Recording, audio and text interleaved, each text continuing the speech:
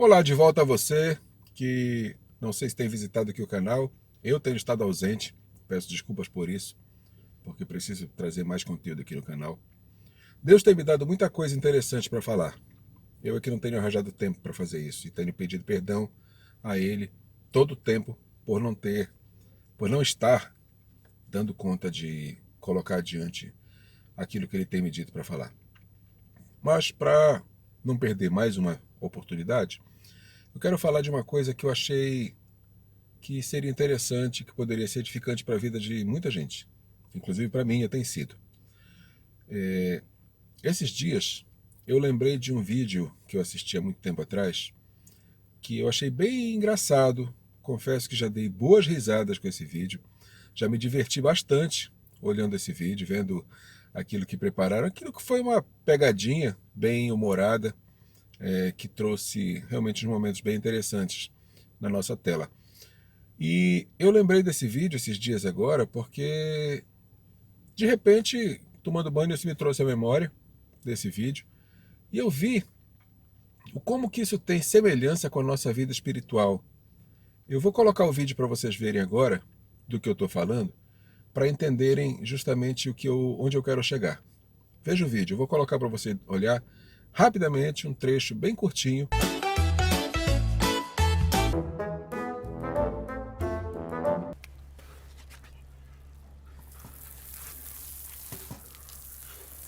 Yo, it's not coming out.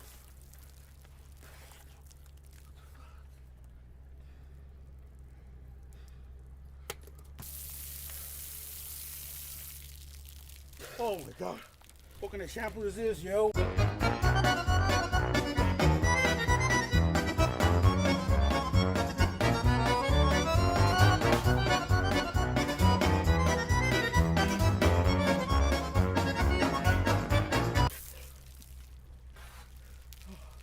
Oh. Ah! Oh.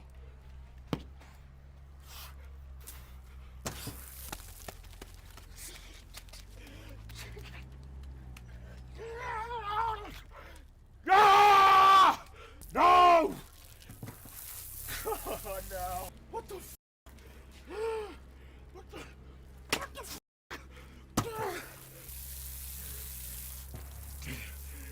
Ah! No!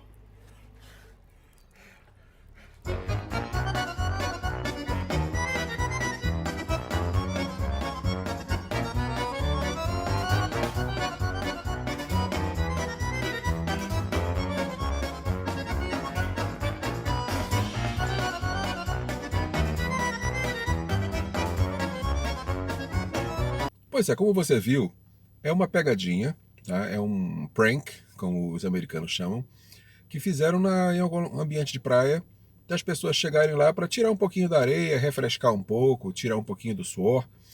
E as pessoas que fizeram a brincadeira vêm e ficam jogando shampoo, e a pessoa tenta se livrar do shampoo. E esse personagem que eu achei muito engraçado, um cara fortão, todo musculoso e tal, e que ele fica muito irritado com tudo que acontece.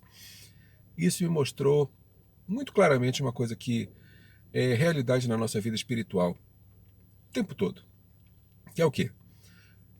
Aquele shampoo, aquelas pessoas jogando shampoo, eu considero na nossa vida espiritual como sendo as tentações que nós somos provados todos os dias, que nós somos tentados todos os dias, que nós somos submetidos todos os dias.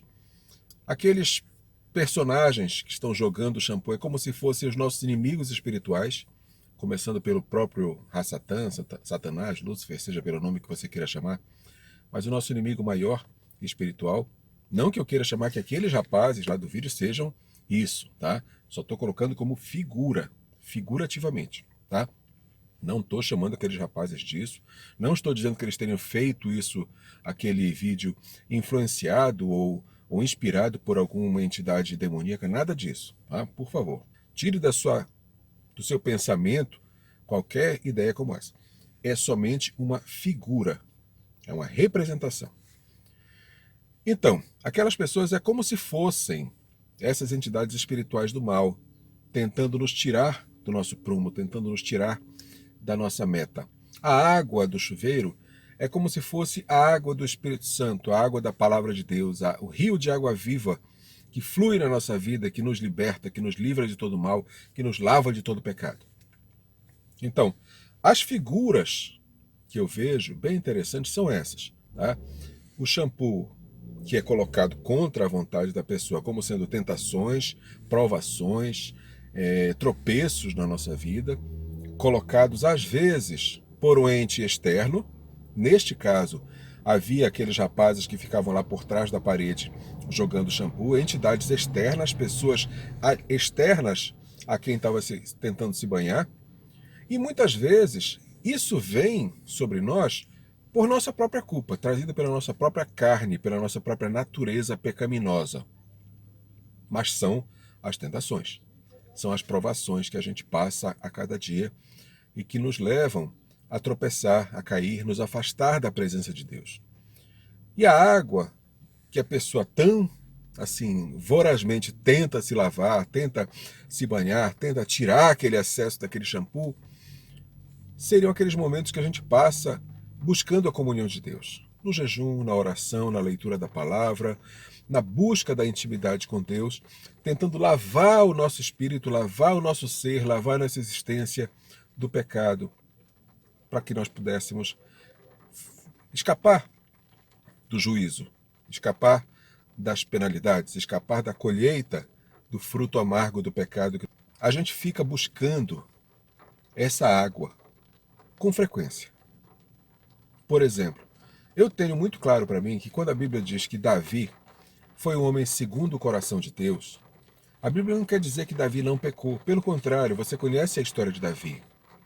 Vários momentos da vida de Davi em que ele pecou, principalmente no episódio referente a Betseba. Ele se apaixonou por uma mulher casada, ele mesmo sendo casado, tendo suas esposas, concubinas, todo um harém cheio de mulheres para ele.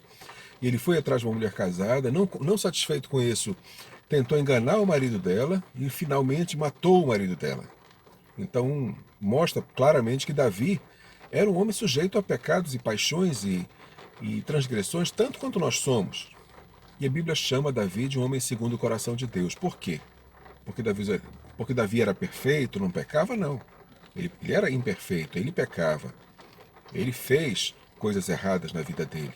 Tanto que Deus não deixou que ele construísse o templo para adorar, para ser a casa representativa da presença de Deus.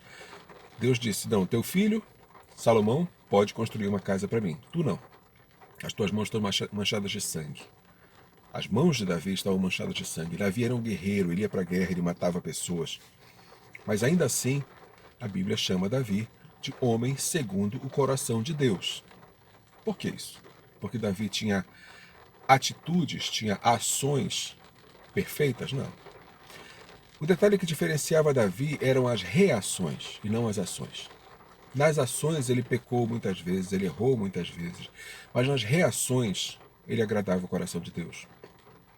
Porque quando ele era confrontado com o pecado, quando o pecado dele vinha à tona, como o profeta Naamã trouxe o pecado dele à tona e mostrou a ele que ele tinha feito uma coisa terrível com Betseba, com Urias, e que o filho dele morreria por causa desse pecado, morreria não por causa da falta de perdão, mas por causa de consequência, por causa de semeadura e colheita, que é uma coisa muito séria. Tanto que a palavra diz, não vos enganeis, de Deus não se zomba, de tudo aquilo que plantares, disso também ceifarás. Então, como um cumprimento da semeadura e da colheita, Davi semeou e colheu a morte do próprio filho, com Betseba. Mas Davi tinha essa reação de se arrepender, de pedir perdão, de rasgar as vestes, jogar cinza sobre a cabeça e fazer a atitude que Deus espera de nós, que é arrepender e não fazer mais. Arrepender e não voltar a pecar. Isso é o que Deus espera de nós. Muitas vezes, quando nós somos tentados, quando esse shampoo vem sobre a nossa cabeça, jogado por alguém de fora, ou quando esse shampoo brota da nossa própria cabeça, com nossas próprias paixões e pecados que nós já temos dentro de nós, a gente procura a palavra de Deus, a gente procura a misericórdia de Deus, a gente procura orar, procura pedir perdão. Às vezes sente remorso somente, às vezes se arrepende genuinamente. Depende muito, cada caso é um caso. Mas o detalhe é que o mais importante, assim como naquele vídeo da praia, o mais importante não é somente jogar água na cabeça e tirar o excesso do shampoo. O mais importante seria tirar a garrafa do shampoo que está sendo jogada na cabeça das pessoas. O mais importante é interromper o fluxo do shampoo e não jogar mais água, tirar porque o shampoo vai voltar a cair. E assim é na nossa vida também. Às vezes a gente erra, peca, tropeça, vai dar de cara no chão e depois vai a Deus, ora, pede perdão, se arrepende. Deus, na sua misericórdia, nos perdoa. Às vezes há uma consequência de um fruto amargo, às vezes não. Mas o fato é, essa atitude de pecar e pedir perdão é correto. É isso que Deus espera de nós. Sermos como Davi era. Se arrepender e pedir perdão quando errar. Só que nós continuamos sujeitos a errar. Continuamos sujeitos a fazer nova falha, a cometer novos deslizes, a tropeçar em novas atitudes. E para evitar que isso se torne uma coisa costumeira na nossa vida, para evitar que esse pecado se torne uma iniquidade, porque Deus disse lá para Moisés que ele visitaria a iniquidade dos pais nos filhos até a terceira e quarta geração. E a iniquidade é o quê? É o pecado que você comete consciente de que está pecando. Isso é iniquidade. Aquele pecado que você comete, assim, por um deslize, é só um pecado comum, normal. A iniquidade é um pouco além. É aquele pecado que você comete com consciência de que está pecando. Por isso Deus diz que visita a iniquidade dos pais nos filhos, preserva. Só que Deus é tão perfeito, tão maravilhoso, que se ele visita a iniquidade até a terceira e quarta geração, como se fosse uma maldição hereditária, ele também diz que ele faz misericórdia até 1000 gerações daqueles que o amam. Então, se ele visita 3 ou 4 gerações de iniquidade para preservar o castigo, o juízo, ele faz misericórdia 1000 gerações. Muitas vezes mais. Assim é o nosso Deus, pleno em misericórdia, pleno em perdão, pleno em consertar as nossas falhas, nossas vidas, nosso caráter. Mas ele também é justiça, ele também é juiz, ele também fará juízo sobre todas as nossas ações e passos. Então, gente, eu sei que existem muitas coisas que vêm sobre a nossa vida. Eu sei que vêm coisas externas, que caem sobre nós, parece que do nada, e vêm e começam a estragar o nosso dia, estragar a nossa vida, estragar nosso humor.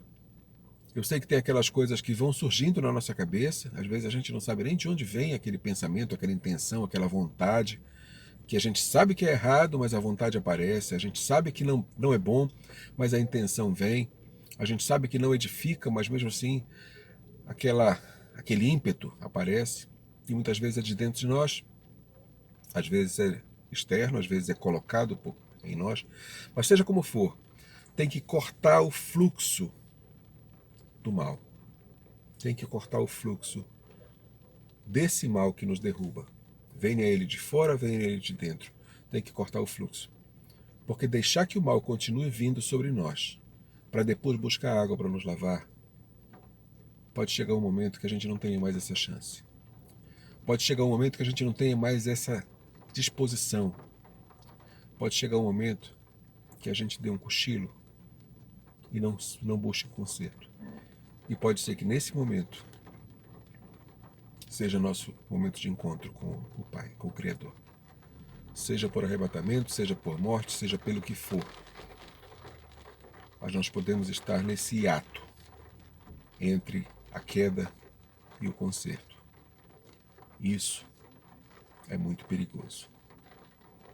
Isso eu não acho que alguém queira passar por isso. Ninguém queira chegar nesse ponto, porque depois nem arrependimento mais vai ter. Então, se você identifica na sua vida Esse momento, esse pecado, esse shampoo a mais que está caindo sobre a sua cabeça, sobre o seu espírito, corte essa fonte. Porque a água está aí para a gente se lavar. Mas não vamos fazer mau uso dela, não vamos exagerar, abusar desse conserto, dessa misericórdia divina, que se renova a cada manhã. Mas nós precisamos ter as nossas atitudes também santificadas, para que possamos ver ao Senhor. Algumas pessoas podem ser tocadas, edificadas, podem ser impactadas por essa palavra. Eu digo que eu fui, porque eu também sou homem, sujeito às mesmas tentações, às mesmas provações que qualquer outro.